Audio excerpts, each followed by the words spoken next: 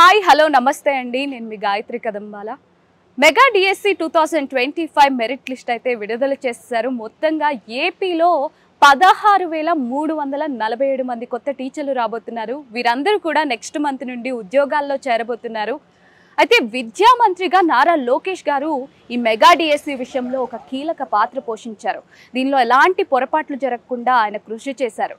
అయితే ఈ mega DSC notification ఇచ్చినప్పుడే మాజీ విద్యా మంత్రి బొత్స సత్యనారాయణ గారు ఒక ప్రశ్న సంధించారు. అదేంటంటే ఇన్ని టీచర్ పోస్టులు ఖాళీగా ఉన్నాయని తనకు తెలియదని, ఇన్ని భర్తీ చేయడానికి ఎలా పాసిబుల్ అవుతుందంటూ కూడా ఆయన అమాయకంగా ప్రశ్నించారు. ఎందుకంటే జగన్మోహన్ రెడ్డి గారు ఎన్నికలకు ముందు మెగా డిఎస్సి హామీ అయితే ఇచ్చారు. అయితే ఆ ఎన్నికల్లో ఆయన గెలవడం జరిగింది, అదేవిధంగా సీఎం కూడా అయ్యారు. బట్ ఆ 5 years మెగా డిఎస్సి కాదు కదా, ఒక్క డిఎస్సి కూడా తీసుకురాలేదు.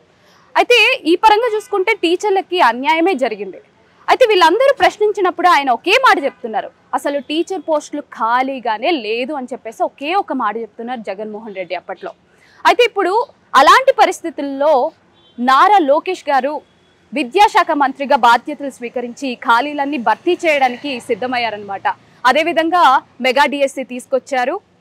అయితే ఈ విషయంలో కూడా వైసీపీ వాళ్ళు అడ్డుకోవడానికి ట్రై చేశారు, సుప్రీంకోర్టు వరకు కూడా వెళ్ళారు. బట్ నారా లోకేష్ గారు ఇవన్నీ అధిగమించుకొని మెగా డిఎస్సి తీసుకొచ్చి 16,000 మందికి పైగా టీచర్లకి ఉద్యోగాలు ఇప్పించారు. అయితే ఆ ఉద్యోగాల్ని భర్తీ చేయడమే కాదు, వాళ్ళలో కూడా నిజమైన ప్రతిభావంతుల్ని సెలెక్ట్ చేసుకొని ఈ టీచర్ పోస్టులు ఇవ్వడం జరిగింది.